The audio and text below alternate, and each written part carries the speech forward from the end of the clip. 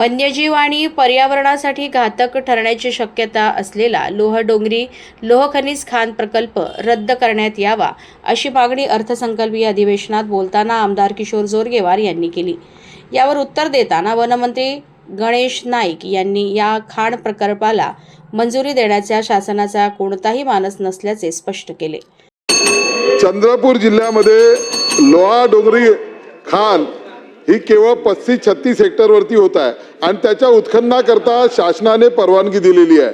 अध्यक्ष महाराज, या ठिकाणी अध्यक्ष महत्त्वाचं असं आहे की ताडोबा आणि या घोडाझरी अभयारण्याच्या मधला जो कॅरिडॉर आहे वाघांच्या संवर्धनाचा, त्याच्या ठिकाणी ही खाणीच्या उत्खननाची परवानगी दिलेली आहे। अध्यक्ष महाराज, आपल्याला माहिती आहे की 200 पेक्षा अधिक लोकांचा जीव हे जे टायगर आहे, जे आम्ही त्यांचं पालन पोषण करतो, ते आमच्या वन विभागाचा भाग सोडून मानवी वस्त्यामध्ये येतात आणि या लोकांचे जीव घेतात। जर ही खाण त्या ठिकाणी झाली लोहाडोंगरीची, तर हा मानवी जीव संघर्ष वाढेल आणि मोठ्या प्रमाणामध्ये या ठिकाणी जीव होण्याची शक्यता आहे। आणि त्या ठिकाणी परवानगी देत असताना अध्यक्ष महाराज केवळ 35 हेक्टर जागा आहे। आता त्या ठिकाणी सुरजागड आणि इतर ठिकाणी मोठ्या प्रमाणामध्ये मायनिंग ॲक्टिव्हिटी होणार आहे। म्हणून माझी विनंती मंत्री महोदयांना एवढीच असणार आहे की या संबंधीचं एक आंदोलन चंद्रपूरमध्ये इकोप्रोचे बंडूभाऊ धोत्रे यांच्या माध्यमातून सुरू आहे, ज्याच्यामध्ये मोठ्या प्रमाणामध्ये जनसमर्थन मिळणार आहे। माझी विनंती एवढीच असणार आहे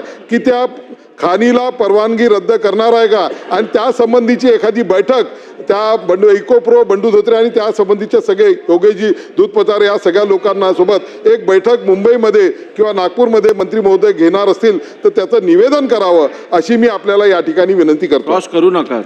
अध्यक्ष महोदय, सन्माननीय सदस्य किशोर जोरगेवार यांनी जो प्रश्न उपस्थित केलेला आहे त्या ठिकाणी वन विभागाने कुठली परवानगी दिलेली नाही।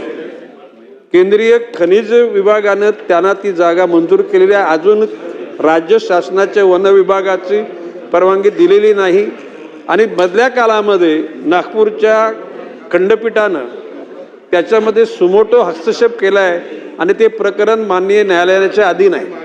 तर कुठल्याही प्रकारे ते उपोषण करते, त्यांना मी काल फोनवर बोललो, तुमचं उपोषण मागे घ्या, माननीय न्यायालय जे निर्देश देईल त्याचं आम्ही पालन करू। आणि आमची स्वतःची सुद्धा धारणा आहे, माननीय मुख्यमंत्र्यांची सुद्धा धारणा आहे की अशा प्रकारचा निसर्गाचा ऱ्हास होईल अशा प्रकारची कामे करण्यात येऊ नयेत। आणि शासनाच्या वतीनं म्हणजे वन खात्याच्या वतीनं आम्ही तिथे आक्षेप घेतलेला आहे।